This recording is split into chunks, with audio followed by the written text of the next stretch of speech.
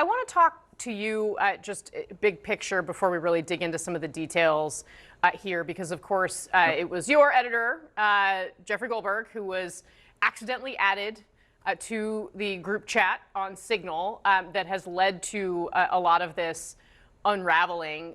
What is your understanding of how it is that Mike Waltz's standing really unraveled within the White House here? Because certainly many people I talked to on the Hill, including Republicans, will privately say that they thought Pete Hegseth was actually the one who did more damage in this context. But of course, Waltz had the original sin.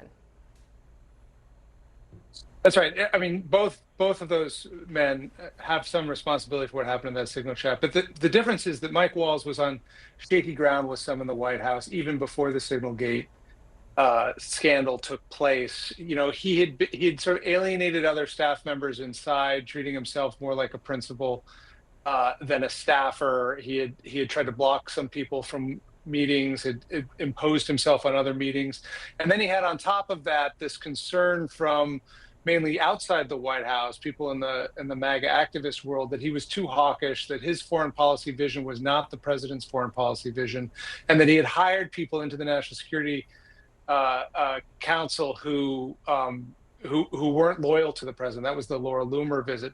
Then Signalgate happens, and that just magnified all these problems. I think his initial spin wasn't. His initial response to that wasn't great.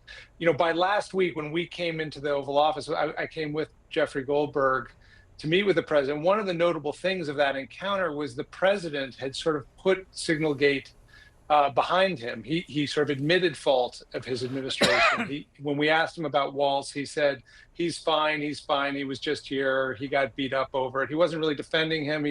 He acknowledged Hegseth had some missteps. It was a real contrast to how the president and the administration handled the initial disclosure of those signals, which was to attack us at the Atlantic and to attack Jeffrey personally. So I think once enough time passed, the president sort of was able to acknowledge the mistakes of his own administration. Walz's time was just sort of a, you know, he was on the clock.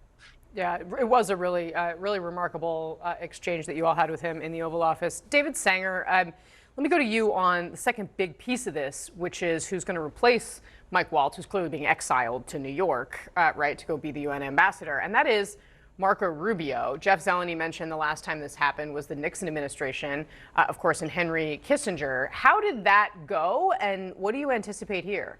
Well, it didn't go well. It was in a different era, of course. And Kissinger and Nixon had developed a really close relationship. And one of the big analogs right now, Casey, is that I think that, as you've heard, Marco Rubio and the president have actually managed to get along really well. And I think this reflects that. So there are two problems with holding this job simultaneously. The first is just a physical one. The Secretary of State travels around the world, frequently gone for, you know, the whole week to Asia or Europe or Africa or Latin America. And the National Security Advisor basically lives in the Situation Room running a constant stream in most administrations, not necessarily in this one, of policy processes to debate out issues. So the first question is he can't be in two places at one time, even with the wonders of using secure video. The second problem, though, is the one that Jeff alluded to. The National Security Advisor's job, and what makes it one of the most important jobs in Washington, is to sort out the competing and frequently different interests and advice of the Pentagon, intelligence analysts, the State Department. So if you're representing the State Department and also playing the arbiter there, there's a sense from all your colleagues that you've constantly got your finger on the lever here to weight the State Department, even if that's not the case. David, is there a sense, or do you have the sense that, you know, if he's sending he's going to give Mike Waltz another job, but he's clearly sending him away. If Rubio can't be in two places at the same time, and he is on the road all the time, does that simply open up a vacuum that will allow someone else in the White House to step in that perhaps the president is more interested in hearing from? Well, it can. Rubio apparently said that he would take this job for up to 6 months. There had been speculation about other people who could fill it, including Steve Witkoff, who is doing the negotiations with the Middle East, with Russia, with Iran. We're told that Witkoff didn't really want it. He wanted to sort of be at the spear end of the deal making here, which I could understand. He's got no national security background. Rubio's got lots. He ran, of course, the Senate Foreign Relations Committee and was served on it for some time. So there's lots of reasons that Rubio could be a good choice, but there are problems that you are inheriting when you do both. Be interesting to see who Rubio picks as his deputy, because gone in this as well is the number 2 at the National Security Council, Alex Wong, and so we are told. It has not yet been announced, and if that's the case, Rubio is going to need somebody who can really represent his interests and have the ear of the president. Yeah. So let's rewind just a little bit and look at how kind of we got here, because there was some writing on the wall ahead of today that Mike Waltz had, shall we say, fallen out of favor. There was this video we have yesterday of the president boarding his plane, boarding Air Force One, and you can see highlighted there is Mike Waltz walking with other officials and then not getting on the plane, being shown to the side, of course. And then in the Rose Garden today, this was before the announcement came from President Trump on Truth Social that Waltz was being nominated for this UN ambassador post. He thanked basically everybody else on his national security team except for Mike Waltz. Watch the president.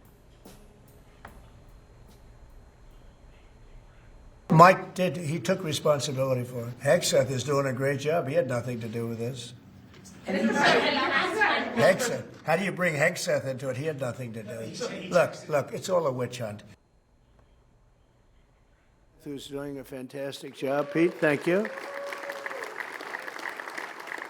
Marco Rubio, unbelievable. Unbelievable, Marco. When I have a problem, I call up Marco, he gets it solved. If I was casting a movie for the CIA, I'd put this guy in it. Director of the CIA, John Ratcliffe. Director of National Intelligence, Tulsi Gabbard. Tulsi, thank you. So, Brad Todd, obviously you saw that long list there of others. Pete Hegseth, of course, the one who's come under the most fire from the Hill and elsewhere for his role in Signalgate, among other things.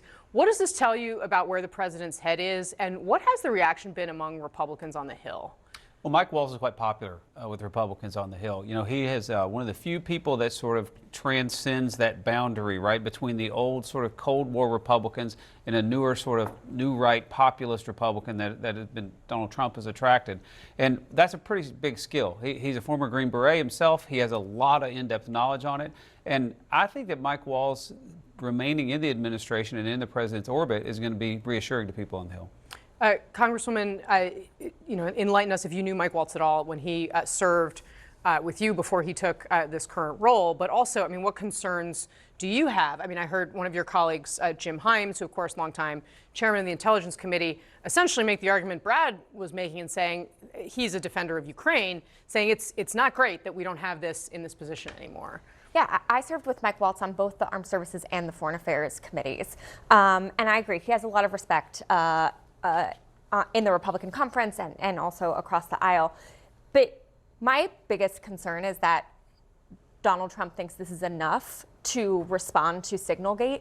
Like, I represent the biggest military community in the country. I have to look every day at these military families' faces and tell them, look in their eyes and tell them that I'm doing everything I can to keep their kids safe. When Pete Hegseth literally disclosed operational details before an attack, that is really, really concerning to service members' safety.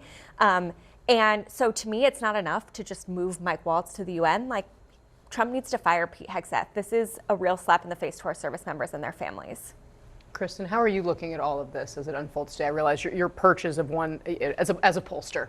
Yeah, so what I'm still trying to discern is how much of this is a direct response to Signalgate, Trump sort of not wanting to deal with that fallout, and how much of it is really about where is today's Republican Party on foreign policy. One of the things that I'm always seeing in my data is that you do have older Republicans tend to have more of that Cold War type approach. They believe in a very strong, robust role for America around the world. And frankly, I think Rubio is another one of those folks that has bridged that divide, we should say, has been of that perspective within the party for some time, and yet has gotten in the good graces of Donald Trump, who, especially his younger supporters and base, take a much more, we need to be America first, we need to look inward, we should not be out trying to police the world kind of approach. And so I'll be curious to see, does this reflect an actual real sort of elimination of the more kind of Cold War mindset oriented old school Republicans, or is this more just about Signalgate?